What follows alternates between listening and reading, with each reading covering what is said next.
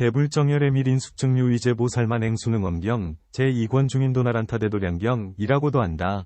관정부에서 따로 출연하였다. 발랄밀제 한역 현성주 번역. 이때 안항과 대중은 부처님의 가르침을 듣고 몸과 마음이 태연해진 가운데 생각해보았다. 시작 없는 옛적부터 본래의 마음을 잃어버리고 인연 경계를 따라 분별하는 그림자를 잘못 알고 있다가 이제야 열애를 만나서 깨닫고 보니 마치 젖 잃은 아기가 다시 자애로운 어머니를 만난 듯 기뻤다. 아나는 대중과 함께 합장하여 예를 올리고 부처님께 몸과 마음에서 진실과 망상의 허와 실과 현재의 생멸과 불생멸 위 이치를 드러내시고 두 가지의 바른 뜻을 분명하게 밝혀주시기를 원했다. 이때 바산이광이 일어서서 부처님께 아뢰었다.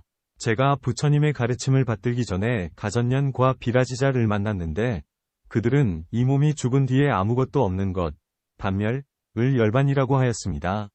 제가 비록 부처님을 만났으나 지금도 오히려 위심을 떨쳐버리지 못하고 있으니 어떻게 해야 이 위심을 해결하여 불생멸의 이치를 확실하게 증명하겠습니까? 지금 이 대중 가운데 번뇌가 있는 이들도 모두 다 듣고 싶어 합니다. 부처님께서 대왕에게 말씀하셨다. 내 몸이 현존하니 이제 또 내게 물어보리라. 대왕의 그 육신은 금강처럼 견고하여 영원히 머물러 무너지지 않는다고 생각하는가? 아니면 변하여 무너진다고 생각하는가? 왕이 말했다. 저는 지금 이 몸이 끝내 변하여 무너진다고 생각합니다. 부처님께서 말씀하셨다. 대왕이여, 그대는 이전에 몸이 멸한 적이 없는데 어째서 멸할 줄 아는가? 왕이 말했다. 저의 이 무상하게 변하여 무너지는 몸이 비록 이전에 멸한 적은 없으나 생각마다 옮기고 달라져서 계속 새롭게 변하여 멈추지 않고 불에 타는 땔감이 재가 되듯이 점점 쓰러져 사라지며 쉬지 않고 쓰러져 없어지는 것을 보니 이 몸은 앞으로 결코 멸하여 사라질 줄 압니다. 부처님께서 말씀하셨다. 그렇다. 대왕이여, 그대는 이제 나이가 들어 이미 쇠약한 늙은이가 되었는데 얼굴 모습은 동자 때와 얼마나 다른가? 왕이 말했다. 세존이시여, 예전에 제가 어렸을 때는 피부와 살같이 부드럽고 윤택하였으며 더 자랐을 때는 혈기가 왕성하여 힘이 넘쳤습니다. 그러나 지금은 무너진 나이로 거의 쇠약한 상늙은이, 쇠모가 다 되었으니 형색은 말라서 초췌하고 정신은 멍하여 혼미하며 머리는 하얗고 얼굴은 쭈그러져 얼마 살지 못하고 죽을 텐데 어떻게 혈기 충만한 젊은 시절과 비교할 수 있겠습니까? 부처님께서 대왕에게 말씀하셨다. 그대의 몸과 얼굴은 한꺼번에 쇠약하지 않았으리라. 왕이 말했다. 세존이시여, 변하여 달라진 모양이 가만히 옮겼으니 저는 참으로 깨닫지 못하는 사이에 세월, 한석, 위 옮겨 흐름과 함께 점점 이렇게 늙어버렸습니다. 그 까닭은 제 나이 20살 때는 비록 젊은 나이라고 하나 얼굴 모습은 이미 이전 10살 때보다 늙었으며 30살 때는 20살보다 늙었으며 지금의 62회를 보낸 나이로 50살 때를 돌아보면 50살 때가 훨씬 건장하였습니다. 세존이시여, 저는 가만히 옮겨온 일을 대강 보고 비록 이렇게 폭삭 늙었다고 하였으나 그동안 흘러바뀌어온 기간을 그저 10년씩 잡은 것에 지나지 않습니다. 자세히 생각해 본다면 그 변함이 어찌 10년 20년 뿐이겠습니까? 실은 해마다 변했습니다. 어찌 오직 해마다 변할 뿐이겠습니까? 실은 달과 함께 변해왔습니다. 어찌 단지 달마다 변할 뿐이겠습니까? 실은 날과 함께 변해왔습니다. 좀 더 세밀하게 곰곰이 살펴보면 찰나마다 생각마다 변하여 멈추지 않았습니다. 그러므로 저는 이 몸이 마침내 변하여 없어질 줄 압니다. 부처님께서 대왕에게 말씀하셨다. 대왕이여, 그대는 변화하고 옮기고 바뀜이 멈추지 않음을 보고 그 몸이 끝내 멸할 줄 안다고 했는데 그대는 멸할 때에도 몸 가운데 멸하지 않는 이치가 있는 줄을 아는가? 바산이광은 합장하고 부처님께 아뢰었다. 저는 참으로 그 이치를 모릅니다. 부처님께서 말씀하셨다. 내가 이제 그대에게 불생멸의 성품을 보여주리라. 대왕이여, 그대는 몇 살 때 처음으로 항아의 강물을 보았는가? 왕이 말했다. 제 나이 3살 되던 해에 어머니가 나를 데리고 기바천 사당을 할 때 이 강물을 건너면서 바로 항아의 강물인 줄 알았습니다. 부처님께서 말씀하셨다. 그대가 말하기를 20살 때는 10살 때보다 늙었고 내지 60살은 50살보다 늙었으며 또 해마다 달마다 날마다 때마다 찰나마다 생각마다 옮기고 변했다고 했는데 그렇다면 그대가 처음 3살 때 본 이 강물을 13살이 되어 본 그 강물에 비하면 어떻게 다른가? 왕이 말했다. 3살 때와 전혀 달라지지 않았으며 금년 62살이 되어도 역시 다르지 않습니다. 부처님께서 말씀하셨다. 그대는 지금 스스로 하얀 머리와 쭈그러진 얼굴을 서럽게 여기고 있으며 그대의 얼굴도 분명 동자 때보다 훨씬 쭈그러졌다. 그러나 그대가 지금 강물을 보는 정기와 예전의 동자 때 강물을 보는 정기에도 따로 동자와 늙은이가 있겠는가? 왕이 말했다. 그렇지 않습니다. 세존이시여, 부처님께서 말씀하셨다. 대왕이여, 그대의 얼굴은 비록 쭈그러졌을지라도 이보는 정기의 성품은 일찍이 쭈그러진 적이 없었느니라.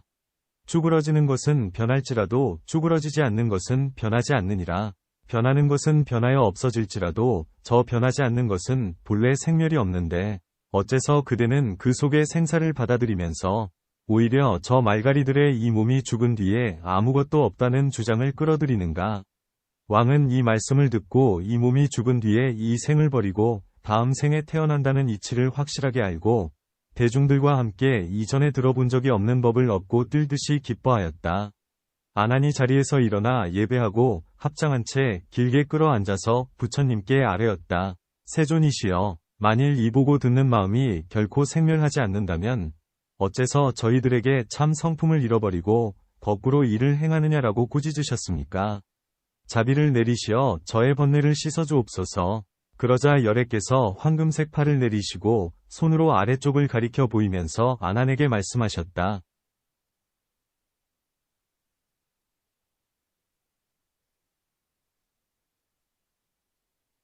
아난아 이모다라, 인, 봄, 결인, 수인, 손을 보아라. 이 손의 모양을 바로라고 하겠느냐, 거꾸로라고 하겠느냐? 아난이 말했다. 세상 사람들은 그 모양을 거꾸로라고 하겠으나 저는 바로인지 거꾸로인지 모르겠습니다. 부처님께서 아난에게 말씀하셨다. 아난아, 세상 사람들이 이 모양을 거꾸로라고 한다면 어떤 모양을 바로라고 하겠느냐? 아난이 말했다. 열애께서 팔을 세우셔서 도라면 손을 위로 올리시고 허공을 가리키신다면 바로라고 하겠습니다. 부처님께서 곧 팔을 세우시고 아난에게 말씀하셨다. 아난아, 이러한 뒤바뀜, 전도, 은 머리와 꼬리가 서로 바뀌었을 뿐인데 세상 사람들은 한 번 더 잘못 보고 있느니라. 분명히 알라. 너의 그 몸을 열애의 청정한 법신과 비교하여 밝힌다면 열애의 몸을 바르게 두루 다 아는 지혜의 몸이라 하고 너희들의 몸을 성품이 뒤바뀐 몸이라고 한다. 내 몸을 따라서 자세히 살펴보아라. 내 몸을 열애의 몸에 비하여 뒤바뀌었다는 말은 어디를 두고 뒤바뀌었다고 하느냐. 그러자 아난은 대중과 함께 몸과 마음의 뒤바뀐 곳이 어딘지 몰라서 치켜뜬 눈을 깜빡이지도 못하고 멍하게 부처님을 바라보았다. 부처님께서 자비한 마음을 내어 아난과 대중을 가엾게 여기시고 조수처럼 때에 맞는 음성으로 두루 법회 대중에게 말씀하셨다. 선남자들이여, 나는 항상 물질, 색, 과 마음, 심, 과 모든 인연과 마음에 딸린 모든 생각, 심소사, 과 온갖 인연 경계의 법, 소연법, 은 유심에서 나타난 모양이라고 설해왔느니라. 내 몸과 마음은 다 이렇게 묘하고 밝고 진실하고 정밀하고 심오한 마음 가운데 나타난 현상인데 어째서 너희들은 본래 묘하고 원만하고 밝은 마음의 보배처럼 밝고 묘한 성품을 잃어버리고 깨달음을 미혹으로 잘못 아는 것이냐. 미혹한 어둠이 허공으로 변하고 허공의 미혹한 어둠 가운데서 어둠이 맺혀 색이 되고 색이 망상과 섞이니 망상으로 나타난 모양을 몸으로 여겼으며 인연을 모아 안으로 흔들리고 경계를 좇아 밖으로 달리는 어둡고 흔들리고 시끄러운 모양을 심성으로 삼았느니라. 이렇게 한번 미혹하여 마음으로 여겨서는 헷갈려 몸, 색신, 속에 있다고 결정하고 안으로 색신과 밖으로 산과 강과 허공과 대지가 온통 다 묘하고 밝은 참 마음 가운데 물체임을 알지 못하니 비유하면 맑고 깨끗한 백천의 큰 바다를 버리고 오직 한 물거품의 채, 일부 구체, 만을 인정하여 바닷물 전체, 전조로 지목하고 넓은 바다, 영발을 끝까지 다 물거품으로 보는 것과 같으니라. 이와 같이 너희들은 내가 아래로 내린 손과 다름없이 미혹한 가운데 한 번 더 미혹한 사람들이니 이 열애는 너희들을 가련한 자라고 하느니라. 아난은 부처님께서 가련하게 여겨 구해주신 깊은 가르침을 받들고 눈물을 흘리면서 차수하여 부처님께 아뢰었다. 제가 비록 부처님의 이와 같은 묘음을 받들어서 묘하고 밝은 마음이 원래 원만하여 영원히 변치 않는 마음자리, 심지임을 깨달았으나 제가 지금 부처님의 설법 소리를 깨달을지라도 현재 인연하는 마음의 작용이며 진실로 우러러볼지라도 단지 이 마음을 얻을 뿐이니 아직은 감히 본원의 심지를 안다고 할 수 없습니다. 부처님께서는 저희들을 가엾게 여기시고 원만한 법음, 원음을 베푸시어 이 위옥의 뿌리를 뽑으셔서 더없이 높고 바른도, 무상도로 돌아가게 하옵소서. 부처님께서 아난에게 말씀하셨다. 너희들은 오히려 인연하는 마음으로 법을 듣고 있으니 이 법도 인연일 뿐 법의 본성을 얻은 것이 아니니라. 어떤 사람이 손으로 달을 가리켜 다른 사람에게 보인다면 그 사람은 당연히 손가락을 따라 달을 보아야 하는데 여기서 만일 손가락을 보고 달 자체로 여긴다면 그 사람은 어찌 달만 잃었겠느냐. 손가락도 잃었느니라. 왜냐하면 가리킨 손가락을 밝은 달로 여겼기 때문이다. 어찌 손가락만 잃었다고 하겠느냐. 밝음과 어둠도 모른다고 하리라. 왜냐하면 손가락 자체를 달의 밝은 성질로 여겨서 밝고 어두운 두 성질을 알지 못하기 때문이다. 너도 역시 이와 마찬가지다. 만일 내 설법 소리를 분별하는 작용으로 내 마음을 삼으려면 그 마음은 마땅히 소리의 분별을 떠나서 분별하는 성품이 있어야 한다. 비유하면 여정에 기숙한 나그네는 잠시 머물다가 이내 떠나서 끝내 상주하지 않으나 여정을 맡은 사람은 전혀 갈 곳이 없으니 여정의 주인이라고 하는 것과 같다. 이것 또한 이와 마찬가지로 만일 진실한 내 마음이라고 한다면 갈 데가 없어야 하는데 어째서 소리를 떠나서는 분별하는 성품이 없느냐. 어찌 소리를 분별하는 마음만 그렇겠느냐. 나의 육모를 분별하는 마음도 온갖 색상 30이상 80종호를 떠나서는 분별하는 성품이 없느니라. 이렇게 나아가 분별이 전혀 없는 곳에 이르면 색도 아니고 공도 아니므로 구사리들은 이 이치를 모르고 명제라고 하는 것이다. 모든 법의 인연을 떠나서 분별하는 성품이 없다면 너의 마음, 심성은 각각 인연을 따라 돌아갈 자리가 있으니 어찌 주인이 되겠느냐. 아난이 말했다. 만일 제 심성이 돌아갈 곳이 있다면 열애께서 말씀하신 묘하고 밝은 본래의 마음은 어째서 돌아갈 곳이 없는 것입니까? 저를 가엾게 여기시어 그 이치를 설하여 주옵소서. 부처님께서 아난에게 말씀하셨다. 또 네가 나를 볼 때 그 보는 정기, 견정는 밝은 근원이다. 이 보는 정기가 비록 미묘하고 정밀하고 밝은 마음은 아닐지라도 눈을 눌러 생긴 곁 달과 같으며 강물에 비친 달 그림자가 아니다. 너는 자세히 들어라. 이제 너에게 돌려보낼 자리가 없는 까닭을 보여주리라. 아나나, 이 큰 강당이 동쪽으로 활짝 열려 있을 때 하늘에 해가 뜨면 밝은 빛을 보고 금음의 한밤중에 구름이 잔뜩 끼면 캄캄한 어둠을 보며 문과 창틈에서는 통함을 보고 담과 지붕에서는 막힘을 보며 분별하는 곳에서는 여러 인연을 보고 텅 빈 곳에서는 두루 공한 성질을 보며 안개에 묻혀내리는 흙비의 모양에서는 어둠에 쌓인 티끌을 보며 날씨가 맑게 개어 먼지와 안개가 거치고 나면 다시 맑은 기운을 보리라. 아나나, 너는 이 변화하는 모양들을 다 보고 있으니 나는 이제 그 모양들을 본래 원인한 자리로 각각 돌려보내리라. 본래의 원인한 자리는 어느 곳이겠느냐? 아나나, 이 여러 변화하는 모양 가운데 밝음은 해로 돌려보내리라. 그 까닭은 해가 없으면 밝지 않기 때문이다. 밝은 원인은 해에 속했으니 해로 돌려보내는 것이다. 어둠은 금음의 한 밤중에 돌려보내고 통함은 문과 창틈으로 돌려보내며 막힘은 담과 지붕으로 돌려보내고 여러 인연은 분별로 돌려보내며 텅 빈 곳은 허공으로 돌려보내고 안개 쌓인 흙비는 티끌로 돌려보내며 맑은 기운은 개인 날씨로 돌려보내리라. 이 세상의 모든 변화는 이 8가지를 벗어나지 않는다. 너는 이 8가지를 두루 다 본다. 그 두루 다 보는 정기의 밝은 성품은 어디로 돌려보내겠느냐? 만일 밝음으로 돌려보낸다면 밝지 않을 때는 어둠을 보지 못해야 하리라. 비록 밝고 어두운 것들은 가지가지 차별이 있으나 보는 정기는 차별이 없느니라. 돌려보낼 수 있는 것들은 자연히 네가 아니지만 네가 돌려보내지 못하는 것은 네가 아니고 무엇이겠느냐? 분명히 알아야 한다. 내 마음은 본래 묘하고 밝고 깨끗하나 너 스스로 미혹하여 본성을 잃고 윤회하면서 언제나 생사 가운데 잠겨 흘러다니니 열애는 불쌍하다고 하느니라. 아난이 말했다. 제가 비록 이보는 성품은 돌려보낼 곳이 없다는 것을 알지라도 어떻게 해야 이보는 성품이 저의 참 성품이란 것을 알 수 있겠습니까? 부처님께서 아난에게 말씀하셨다. 내가 이제 너에게 물어보리라. 너는 아직 번뇌 없는 청정한 경지, 무루청정을 얻지 못했으나 나의 신통력, 실력으로 초선천을 걸림없이 보았다. 아나류는 연부제를 손안의 안마라 열매처럼 보고 보살들은 백천의 세계를 보며 시방열에는 티끌처럼 많은 청정국토를 남김없이 다 볼 수 있으나 중생은 아무리 환하게 볼지라도 한치, 분촌에 지나지 않는다. 아나나, 내가 너와 함께 사천왕이 머무는 궁전을 보았을 때 중간에서 물과 육지와 허공에 다니는 온갖 것을 두루 다 보았다. 거기에 비록 어둡고 밝은 가지가지 형상이 있었으나 어느 것 하나 앞 경계의 구분으로서 걸리고 막히지 않는 것이 없었으니 너는 여기에서 자타를 분별해 보아라. 내가 이제 너에게 보는 작용 가운데 무엇이 나 자체인지 무엇이 다른 물상인지를 가려내리라. 아나나, 네가 보는 능력을 다하여 일월궁으로부터 살펴보아라. 이것은 물체일 뿐 네가 아니니라. 또 칠금산까지 자세히 살펴보아라. 비록 가지가지 빛깔은 다르나 역시 물체일 뿐 네가 아니니라. 이렇게 점차 다시 뜬구름과 나는 새들과 부는 바람과 날리는 티끌과 숲과 나무와 산과 내와 풀과 지푸라기와 사람과 짐승들을 보아라.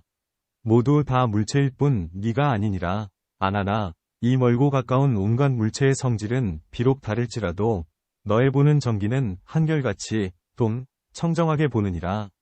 온갖 종류의 물체에는 스스로 차별이 있을지언정 보는 성품은 차별이 없으니 이 보는 정기의 묘한 밝음이 진실한 너의 보는 성품이니라. 만일 이 보는 작용이 물체라면 너는 나의 보는 작용도 보아야 한다.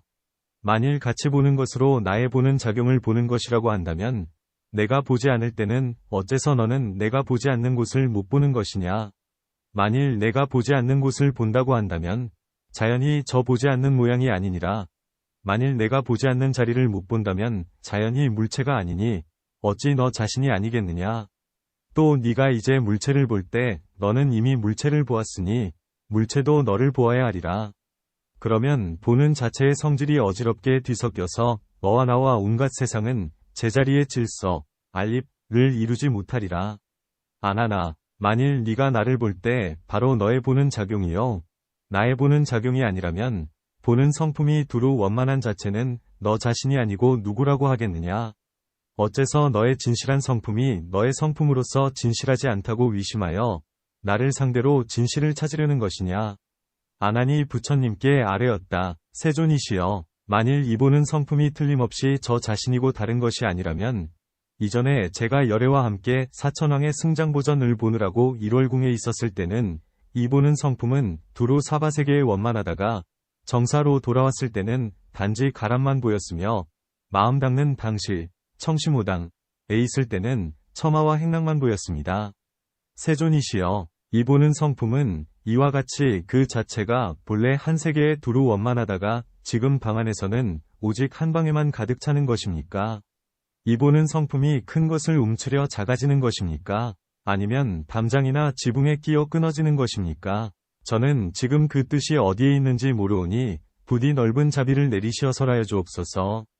부처님께서 아난에게 말씀하셨다. 일체의 세간에 크다거나 작다거나 아니라거나 바뀌라고 하는 모든 일의 작용, 사업은 각기 앞 경계에 달려있을 뿐이니 보는 성품이 펴진다거나 움츠린다고 말하지 않아야 한다.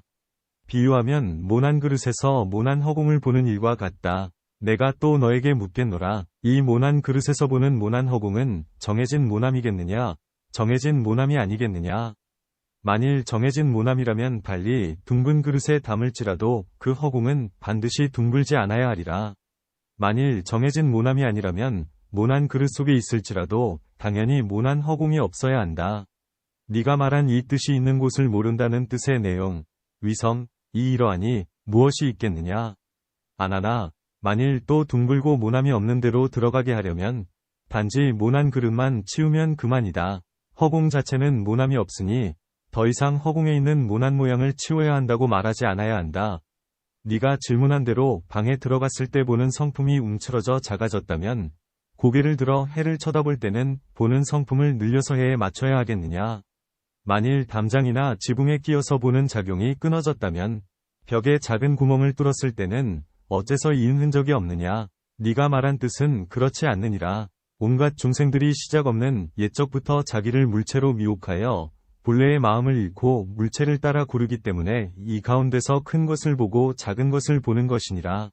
만일 물체를 굴릴 수 있다면 열애와 같이 몸과 마음이 뚜렷이 밝아서 도량에서 움직이지 않고 한 털 속에 두루 시방국토를 머금어 드릴 수 있느니라. 아나니 부처님께 아뢰었다. 세존이시여, 만일 이 보는 전기가 틀림없이 나의 미묘한 성품이라면 이 미묘한 성품은 지금 바로 제 앞에 있습니다. 이 앞에 있는 보는 전기가 분명 나의 진실한 성품이라면 지금의 제 몸과 마음은 어떤 것입니까? 지금 이 몸과 마음은 분별하는 실체가 있으나 저 보는 전기는 따로 제 몸을 구분하여 가려내지 못합니다. 만일 참으로 앞에 있는 보는 전기가 제 마음이라면 저로 하여금 지금 보게 하였으니 보는 성품이 실제로 나이고 이 몸은 제가 아닙니다. 그렇다면 열애께서 좀 전에 물체도 나를 볼 수 있으리라 고 힐난하신 말씀과 무엇이 다르겠습니까?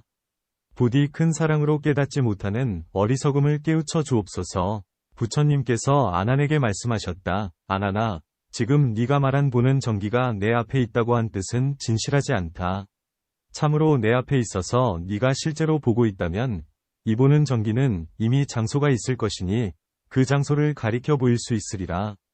나는 지금 너와 함께 기타림에 앉아서 수풀과 냇물과 법당과 위에 있는 해와 달과 앞에 마주한 항아를 두루 다 보고 있으니 너는 이제 내 사자저 앞에서 손을 들어 이 가지가지 모양에서 가리켜 보아라.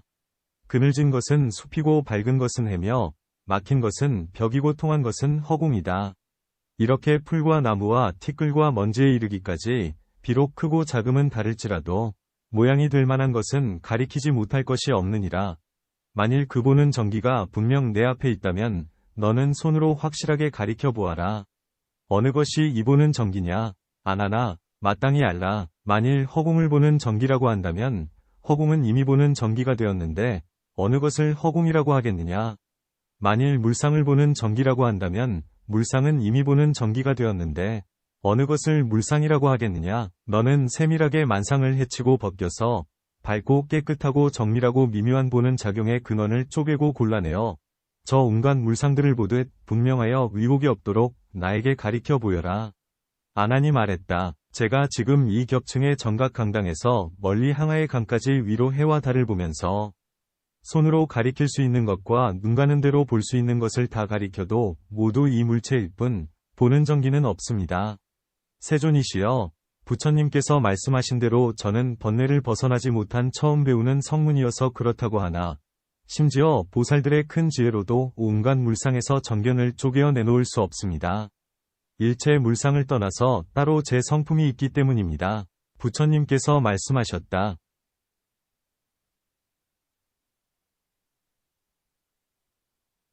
그래, 그렇다. 부처님께서 아난에게 말씀하셨다. 내 말대로 정견이 없고 일체 물상을 떠나서 따로 제 성품이 있다면 네가 가리킬 물상 안에는 보는 전기가 없으리라. 한 번 더 내게 부탁한다. 너는 지금 열애와 함께 앉아있는 기타림에서 다시 수풀과 동산으로부터 해와 달까지 살펴보아라.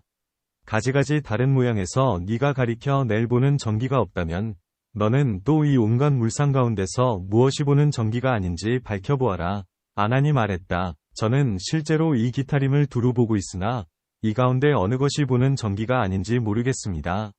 왜냐하면 만일 나무가 보는 전기가 아니라면 어떻게 나무를 보겠으며 만일 나무가 보는 전기라면 어찌 나무라고 하겠습니까? 이와 같이 만일 허공이 보는 전기가 아니라면 어떻게 허공을 보겠으며 만일 허공이 보는 전기라면 어찌 허공이라고 하겠습니까? 제가 또 사유해보니 이 온갖 물상 가운데서 세밀하게 밝힌다면 보는 전기가 아닌 것은 하나도 없겠습니다. 부처님께서 말씀하셨다. 그래, 그렇다. 그러자 대중 가운데 무학의 경지에 오르지 못한 제자들은 부처님께서 하신 이 말씀을 듣자 아득하여 이 뜻의 나중과 처음을 몰라 일시에 놀라면서 어느 뜻을 지켜야 할지를 몰라 당황했다. 열애께서 근억시 변하여 놀란 줄을 아시고 가련하게 여겨 안항과 대중들을 달래면서 말씀하셨다. 선남자들이여, 무상법왕 이 말은 진실한 말이며 진리 그대로 설하는 말이며 속이지 않는 말이며 거짓이 없는 말이니 말가리 등이 죽지 않는다고 교란하는 네 가지 희론, 사종불사교란론에 이 아니니라. 너희들은 자세히 사유하여 법을 원하는 간절한 마음, 애모, 이 흔들리지 않도록 하여라. 이때 대중 가운데 있던 문수사리 법왕자가 사부대중을 가련하게 여겨 자리에서 일어나 부처님의 발까지 머리를 조아려 예를 올리고 합장하여 공손하게 부처님께 아뢰었다. 세존이시여, 이 모든 대중이 열애께서 밝히신 정교한 보는 작용이 색과 공인지, 시, 아닌지, 빛이에 대한 두 가지 뜻을 깨닫지 못하고 있습니다.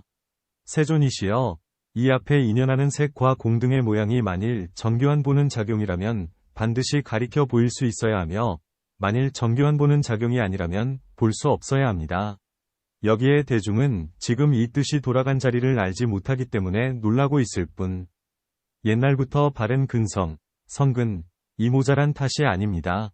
부디 열애께서는 큰 사랑을 베푸셔서 이 온갖 물상 과보는 정기는 원래 무엇이길래 그 중간에 그렇다고도 시, 할 수 없고 그렇지 않다고도 빛이 할 수 없는지에 대하여 밝혀주옵소서.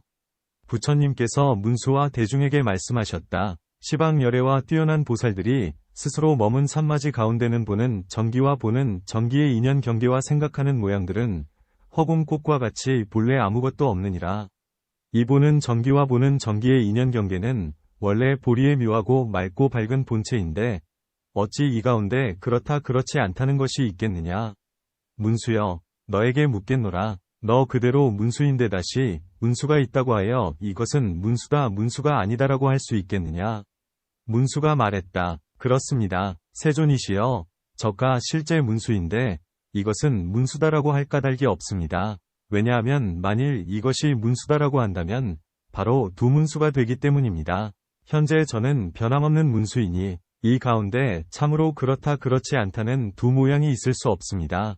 부처님께서 말씀하셨다. 이 보는 작용의 미묘한 밝음과 허공과 온갖 경계도 이와 같이 본래 묘하고 밝고 더없이 높은 보리의 맑고 원만한 참 마음이니라. 이 참 마음이 허망하게 물체, 색와 허공과 보고 듣는 작용으로 변했으니 마치 곁달, 제2월, 을 보면서 어느 것은 달이고 또 어느 것은 달이 아니라고 할 수 없는 것과 같다. 문수여, 단지 참 달 하나뿐이니 달이다 달이 아니다라고 할 까닭이 없느니라. 그러므로 네가 이제 보는 정기와 경계, 진을 살펴서 가지가지로 밝히는 작용은 허망한 생각이니 그 가운데서 그렇다 그렇지 않다는 경계에서 벗어날 수 없게 하지만 이것은 진실하고 정밀하고 미묘한 깨달음의 밝은 성품이기 때문에 가리켜 밝힐 수 있다 가리켜 밝힐 수 없다는 경계에서 너를 벗어나게 하리라. 아나니 부처님께 아뢰었다. 세존이시여, 부처님께서는 깨달음의 인연, 각연은 시방세계에 두루 원만하여 고유한 가운데 영원히 머물러서 그 성품은 생기지도 않고 멸하지도 않는다고 말씀하셨습니다. 이 뜻을 예전에 범지 사비가라가 말하는 명제나 또는 제의 몸을 던지는 외도 및 온갖 외도들이 말하는 참나, 지나, 가시방에 두루 원만하다는 뜻과 어떻게 다릅니까? 세종께서는 이전에 능가산에서 대해보살 등에게 이 뜻에 대하여 말씀하시기를 저 외도들은 항상 자연이라고 설하나 내가 말한 인연은 저 경계가 아니다라고 하셨습니다. 제가 이제 살펴보니 깨달음의 성품은 자연으로서 생기지도 않고 멸하지도 않고 멀리 일체 허망한 뒤바뀜을 벗어났으므로 인연이 아닌 듯합니다. 그러니 저들이 주장하는 자연과 어떻게 가려내야만 온갖 사견에 들지 않고 진실한 마음의 묘하게 깨달은 밝은 성품을 얻겠습니까? 부처님께서 아난에게 말씀하셨다. 아난아, 내가 지금까지 이렇게 방편으로 설명하여 진실하게 너에게 알려줬는데 너는 오히려 아직도 깨닫지 못하고 자연과 헷갈리는 것이냐? 아난아, 만일 틀림없이 자연이라면 저절로 자, 가 반드시 분명하여 자연의 체, 자연체, 가 있어야 한다. 너는 또 이것을 살펴보아라. 이 묘하고 밝게 보는 작용에서 무엇으로 자체를 삼겠느냐? 이 보는 작용을 밝음으로 자체를 삼겠느냐? 어둠으로 자체를 삼겠느냐? 빈 곳, 공으로 자체를 삼겠느냐? 막힘으로 자체를 삼겠느냐? 안하나, 만일 밝음으로 자체를 삼는다면 당연히 어둠을 볼 수 없어야 하며, 또 만일 빈 곳으로 자체를 삼는다면 당연히 막힘을 볼 수 없어야 한다. 이와 같이 온갖 어둠 등의 모양을 자체로 삼는다면 밝을 때는 보는 성품이 끈겨 없을 텐데 어떻게 밝음을 보겠느냐? 안하니 말했다. 이 묘하게 보는 성품이 분명 자연이 아니라면 저는 이제 인연으로 생긴다고 밝히려 하나 제 마음은 오히려 아직 분명하지 못해서 여랫게 묻습니다. 이 뜻은 어떻게 해야 인연의 성품, 인연성에 부합하겠습니까? 부처님께서 말씀하셨다. 네가 인연이라고 했으니 내게 묻겠노라. 너는 지금 보는 작용으로 인하여 보는 성품이 눈앞에 뚜렷하니 이 보는 성품은 밝음으로 인해서 보는 작용이 있느냐? 어둠으로 인해서 보는 작용이 있느냐? 빈 곳으로 인해서 보는 작용이 있느냐? 막힘으로 인해서 보는 작용이 있느냐? 안하나, 만일 밝음으로 인해서 보는 작용이 있다면 당연히 어둠을 볼 수 없어야 하며, 만일 어둠으로 인해서 보는 작용이 있다면 당연히 밝음을 볼 수 없어야 한다. 이와 같이 빈 곳과 막힘으로 인한 경우도 밝음과 어둠의 예와 같다. 안하나, 이 보는 성품은 또 밝음을 연해서 보는 작용이 있느냐? 어둠을 연해서 보는 작용이 있느냐? 빈 곳을 연해서 보는 작용이 있느냐? 막힘을 연해서 보는 작용이 있느냐? 안하나, 만일 빈 곳을 연해서 보는 작용이 있다면 당연히 막힘을 보지 못해야 하며, 만일 막힘을 연해서 보는 작용이 있다면 당연히 빈 곳을 보지 못해야 한다. 이와 같이 밝음과 어둠을 연하는 경우도 빈 곳과 막힘의 예와 같다. 그러니 마땅히 알라. 이와 같이 정밀한 깨달음의 묘한 밝음은 인도 아니고 연도 아니면 자연도 아니고 자연이 아닌 것도 아니면 인연과 자연이 아닌 것도 없고 인연과 자연이 아니라는 것이 아닌 것도 없으며 무비불비, 인연과 자연이란 것도 없고 인연과 자연이란 것이 아니란 것도 없는 가운데 무시비시 일체의 모양을 떠나서 일체의 법과 일치하느니라. 너는 어째서 이 가운데 마음을 두고 세상에서 희론하는 온갖 명상으로 분별하려는 것이냐? 이렇게 분별하는 것은 마치 손으로 허공을 잡으려고 하듯 스스로 수고로움만 더할 뿐인데 허공이 어떻게 너의 손에 잡히겠느냐? 안하니 부처님께 아뢰었다. 세존이시여, 미묘한 깨달음의 성품이 인도 아니고 연도 아니라면 세존께서는 어째서 비구들에게 언제나 말씀하시기를 보는 성품에 네 가지 연을 갖췄으니 이른바 빈 곳을 인연하고 밝음을 인연하고 마음을 인연하고 윤을 인연한다는 것이니라고 하셨으며 이 뜻은 무엇입니까? 부처님께서 말씀하셨다. 안하나, 나는 세간의 인연상을 설했을 뿐 가장 뛰어난 뜻, 제1의 을 설한 것이 아니다. 안하나, 또 내게 묻겠노라. 세상 사람들은 누구나 나는 볼 수 있다고 하는데 어떤 경우를 보는 것이라 하고 어떤 경우를 보는 것이 아니라고 하느냐? 안하니 말했다. 세상 사람들은 햇빛과 달빛과 등빛으로 인하여 여러 가지 모양이 보이면 보는 것이라고 하며 햇빛과 달빛과 등빛이 없으면 볼 수 없다고 합니다. 부처님께서 말씀하셨다. 안하나, 만일 밝음이 없을 때를 보는 것이 아니라고 한다면 당연히 어둠도 볼 수 없어야 한다. 만일 분명 어둠을 본다면 이것은 단지 밝음이 없을 뿐이지 어째서 보는 것이 없다고 하겠느냐? 안하나, 만일 어둠 속에 있을 때 밝음을 못 본다는 이유로 보는 것이 아니라고 한다면 지금 밝은 데 있으면서 어두운 모양을 볼 수 없는 것도 보는 것이 아니라고 해야 할 것이니 그렇다면 밝고 어두운 두 모양을 함께 다 보는 것이 아니라고 해야 하리라. 비록 밝음과 어둠이 서로 번갈아 빼앗아 바뀔지라도 너의 보는 성품은 밝음과 어둠을 잠시도 떠난 적이 없느니라. 그렇다면 분명히 알라. 밝음과 어둠을 둘 다 보는 것인데 어째서 보는 것이 아니라고 하겠느냐? 그러므로 안하나, 너는 마땅히 알아야 한다. 밝음을 볼 때도 보는 성품은 밝은 것이 아니요 어둠을 볼 때도 보는 성품은 어두운 것이 아니면 빈 곳을 볼 때도 보는 성품은 빈 곳이 아니요 막힘을 볼 때도 보는 성품은 막힌 것이 아니니라. 이것이 네가 물은 네 가지 뜻이다. 너는 또 마땅히 알아야 한다. 보는 전기를 볼 때 보는 전기를 보는 진견은 보는 전기가 아니다. 진견은 오히려 보는 전기를 떠나 있어서 보는 전기로도 미칠 수 없는데 어떻게 인연이니 자연이니 화합상이라고 하겠느냐. 너희 성문들은 소견이 좁고 나자하는 것이 없어서 청정한 실상을 모르고 있느니라. 내가 이제 너희들에게 가르쳐 주리니 곰곰이 잘 생각하여 묘한 보리의 길, 묘보리로 애 피곤하거나 게으르지 않도록 하여라.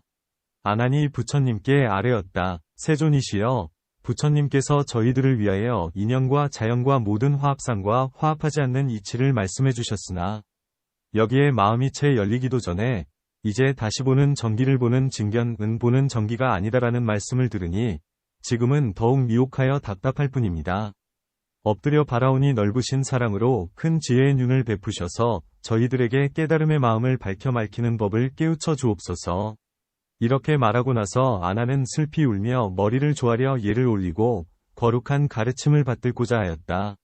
이때 세종께서는 아난과 대중들을 가엾게 여기시고 장차 대다라니와 모든 산마제와 묘한 수행의 길, 묘수행로 을 설하시기 위하여 아난에게 말씀하셨다. 네가 비록 기억력이 좋을지라도 단지 많이 듣고 아는 지식만 채웠을 뿐 사마타위 미세하고 심오한 관조의 지혜, 미밀관조는 아직 마음속 깊이 알지 못하고 있으니 이제 자세히 들어라. 나는 너를 위해서 분별하여 열어 보이고 또 장래의 번뇌에 얽힌 중생들도 깨달음의 과의, 보리과를 얻게 하리라. 아나나, 일체 중생이 세상에서 윤회하는 것은 두 가지 뒤바뀌어 분별하는 허망한 보는 작용을 따라 바로 그곳에서 발생하여 바로 그 업으로 바퀴 돌듯 구르기 때문이니라. 두 가지 보는 작용이란 무엇인가? 첫째는 개별업의 허망한 보는 작용, 별업망견, 이요. 둘째는 공동업의 허망한 보는 작용, 동북망견, 이다. 개별업의 허망한 보는 작용이란 무엇이겠느냐? 아나나, 세상 사람들 가운데 눈에 붉은 삼경, 적생이 있는 사람은 밤의 등불에서 남달리 오색이 둥글게 겹친 등 무리를 본다. 너는 어떻게 생각하느냐? 밤 등불에 밝게 나타난 등 무리, 원광을 등불의 색이라고 생각하느냐? 보는 작용의 색이라고 생각하느냐? 아나나, 만일 이것이 등불의 색이라면 산병에 걸리지 않은 사람은 등 무리를 보지 못하는데 어째서 오직 산병에 걸린 사람만이 등 무리를 보는 것이냐? 만일 보는 작용의 빛이라면 보는 작용은 이미 빛이 되었는데 저 산병에 걸린 사람이 보는 등 무리는 무엇이라고 하겠느냐? 또 아나나, 만일 이 등 무리가 등불을 떠나서 따로 있다면 옆자리에 병풍이나 휘장이나 책상이나 돗자리를 볼 때에도 당연히 등 무리가 나와야 하며 보는 작용을 떠나서 따로 있다면 분명 눈이 보는 것이 아닌데 어째서 산병에 걸린 사람만은 눈으로 등 무리를 보는 것이냐? 그러므로 분명히 알아야 한다. 빛은 실제로 등에 있으며 보는 작용의 병이 등 무리가 되었느니라. 등 무리와 보는 작용이 다 산병일지라도 산병을 보는 자체는 병이 아니니 끝내 등 무리를 놓고 등 탓이다 보는 작용 탓이다라고 말하거나 그 가운데서 등 탓이 아니요 보는 작용 탓이 아니라고도 말하지 않아야 한다. 마치 곁달, 제2월, 달 자체도 아니고 달 그림자도 아닌 것과 같다. 왜냐하면 곁달은 눈을 눌러 생겼기 때문이다. 지혜 있는 사람이라면 이 눈을 눌러 생긴 곁달에 근원을 두고 달 모양이다 달 모양이 아니다라고 하거나 보는 작용과 보는 작용이 아니라는 것을 벗어났다 고도 말하지 않아야 한다. 이 등 무리도 역시 그러하여 삼눈병으로 생겼는데 이제 무엇을 이름하여 등 탓이다 보는 탓이다라고 하겠으며 어찌 더욱이 등 탓이 아니다 보는 탓이 아니다라고 분별하려고 하겠느냐. 공동업의 허망한 보는 작용이란 무엇이겠느냐.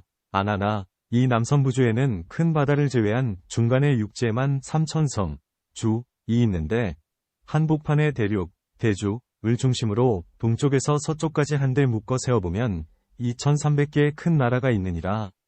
그 나머지 작은 섬, 소주은 여러 바다에 둘러싸여 있는데 그 사이에는 300나라 200나라가 있기도 하고 또 한 나라 두 나라로부터 30나라 40나라 50나라까지 있기도 하다.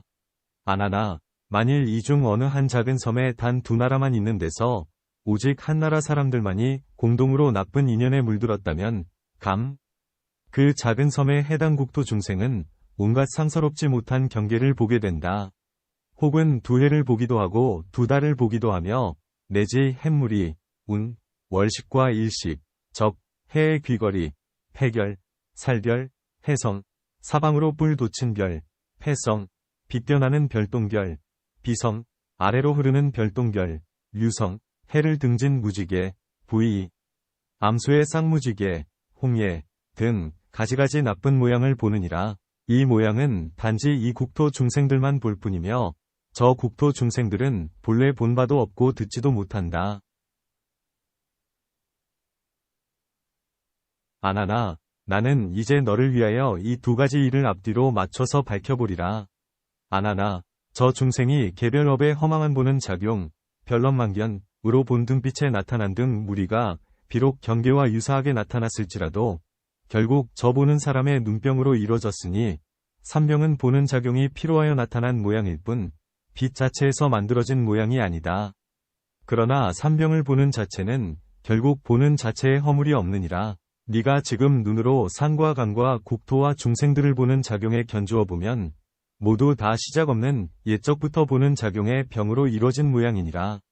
보는 작용, 과보는 작용의 인연, 견년, 이 앞에 나타난 경계인 듯하나 원래 나의 깨달음의 밝음으로 허망하게 인연 대상을 보는 삼병이니 깨닫고 보는 것이 곧 삼병이지만 본각의 밝은 마음으로 인연을 깨치는 것은 삼병이 아니니라.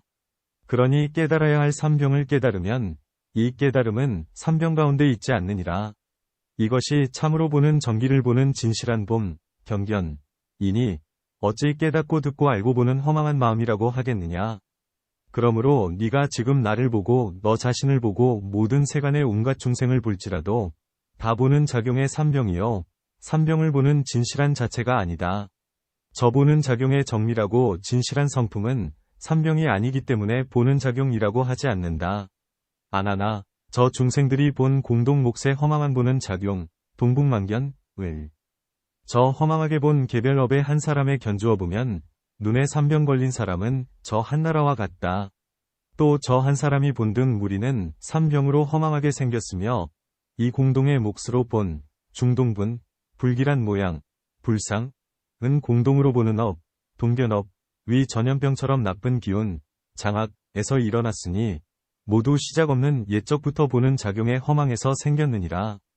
연부제위 삼천주 가운데 네 큰 바다를 겸한 사바세계와 아울러 시방의 모든 번뇌가 있는 국토와 중생들을 견주어 보면 다같이 깨달음이 밝고 번뇌가 없는 묘한 마음이 보고 듣고 깨닫고 아는 허망한 병이 인연으로 화합하여 허망하게 나고 화합하여 허망하게 죽는 것이니라. 만일 모든 화합하는 인연과 화합하지 않은 것을 멀리 벗어날 수 있다면 온갖 나고 죽는 원인을 멸하여 없애고 원만한 보리의 생멸을 떠난 성품이요 청정한 본래 마음인 본래 깨달음이 영원히 머물게 되리라. 아나나, 네가 비록 앞서 본각의 묘하고 밝은 성품이 인연도 아니고 자연성도 아님을 깨달았다고 하나 오히려 이러한 깨달음의 근원은 화합하여 생기는 것도 아니고 화합하지 않는 것도 아닌 이치를 밝히지 못하였느니라. 아나나, 내가 이제 또 앞 경계를 들어 너에게 물어보리라.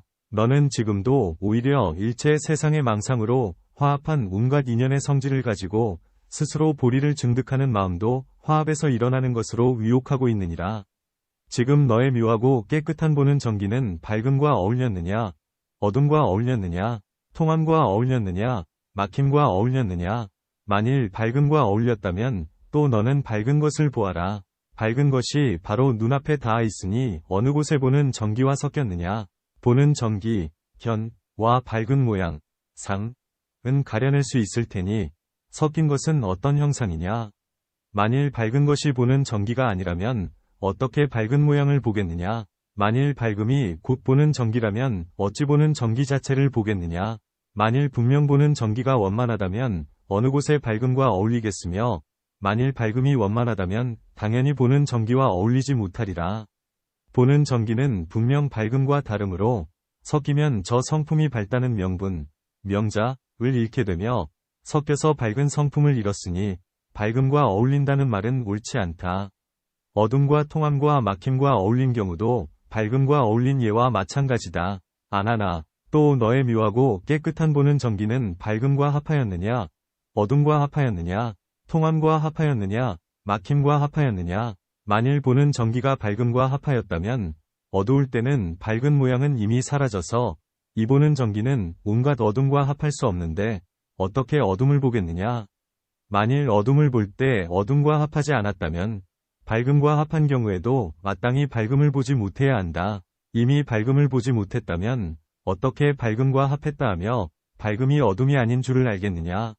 어둠과 통함과 막힘과 합한 경우도 밝음과 합한 예와 마찬가지다. 아나니 부처님께 아뢰었다. 세존이시여, 제가 사유해보니 이 미묘한 깨달음의 근원은 모든 인연 경계와 마음으로 생각하는 작용, 심념력과 더불어 화합하지 않았다고 생각합니다. 부처님께서 말씀하셨다. 네가 이제 또 깨달음의 근원은 화합하지 않았다고 했으니 내가 다시 내게 묻겠노라. 이 묘한 보는 전기가 화합하지 않았다면 밝음과 어울리지 않았느냐? 어둠과 어울리지 않았느냐? 통함과 어울리지 않았느냐? 막힘과 어울리지 않았느냐?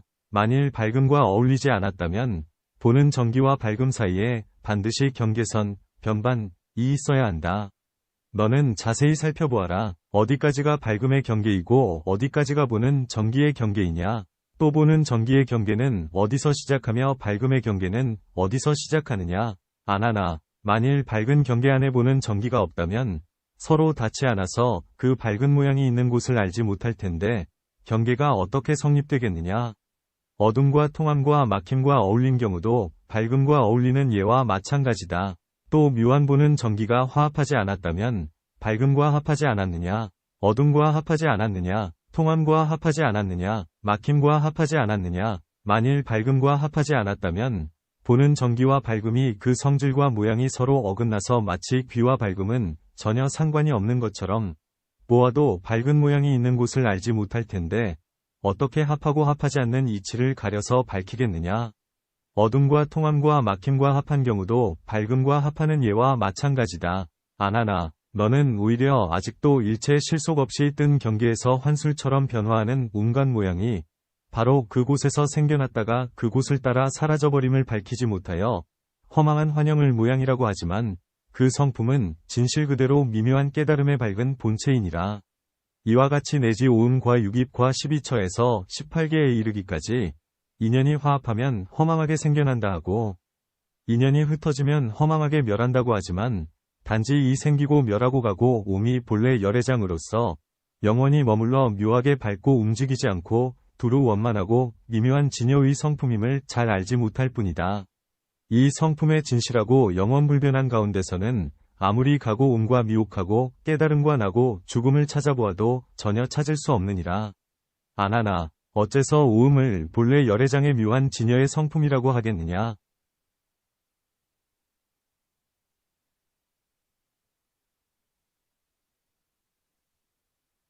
아나나, 비유하면 어떤 사람이 청정한 눈으로 맑게 개인 밝은 허공을 볼 때 오직 저 멀리 아무것도 없는 하나의 맑게 개인 빈 곳만을 보다가 그 사람이 까닭 없이 눈동자도 움직이지 않고 멍하게 바로 뜬 눈이 피로해지면 허공에서 따로 어물거리는 헛꽃을 보기도 하고 또 일체 어지럽게 날뛰는 헛된 모양을 보기도 하는 것과 같이 세금도 마땅히 이와 같다는 것을 알아야 한다.